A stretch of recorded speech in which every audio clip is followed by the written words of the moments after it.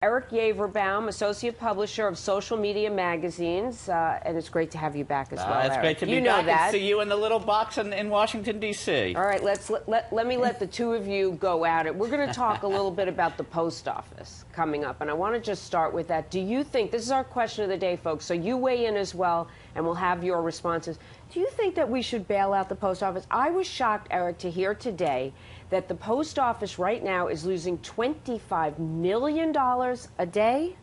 Yeah, I mean, the post office has been raising the price of stamps for a very, very long time. We've all been whining about it, but it's a very inefficient organization. It doesn't work.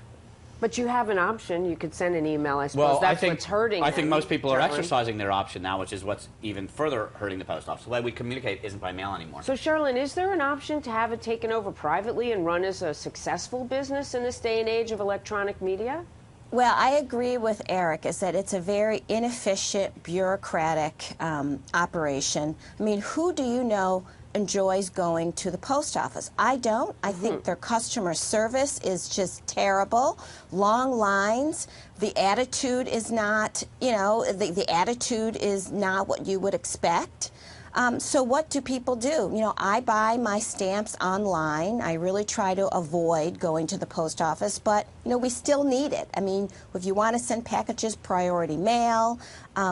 Frankly, the post office is cheaper than sending it the private sector routes that we could go. That's interesting. But what I'd like to see is if we could incorporate some of the free market private sector things that have worked well in the private sector and incorporate them into the post office if in fact we are going to reform it. Yeah, but that's what I think needs to happen, is we need to take the great things that work well in the private sector and somehow incorporate them into the post office, including efficiency, customer service, that sort of thing, instead of just having it as this huge bureaucratic government dinosaur that is just not working for anyone. Dinosaur that absolutely everybody who has ever gone to the post office will say, how long do I have to wait in line here before I can get my stamps or send my letter? And the other thing is that you mentioned is that the reason that the private sector alternatives are a little bit more expensive is because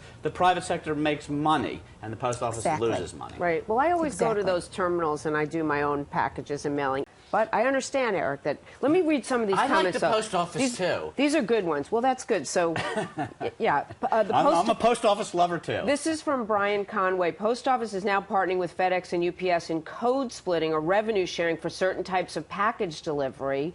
Post office is mandated to provide 100% coverage throughout the U.S. A for-profit would try to avoid that.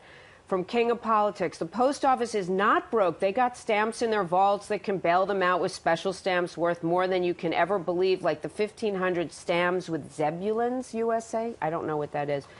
Some stamp collector, if you are one, King of Politics, let me know what that stamp is.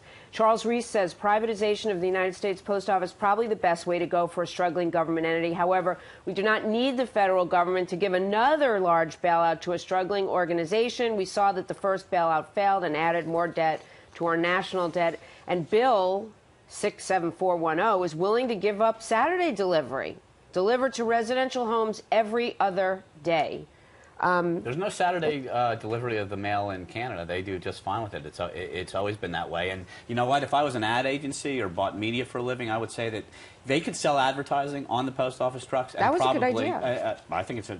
That's a very good idea. Big that trucks. makes sense. All right. They can make money. So there's one idea that we might see put into place.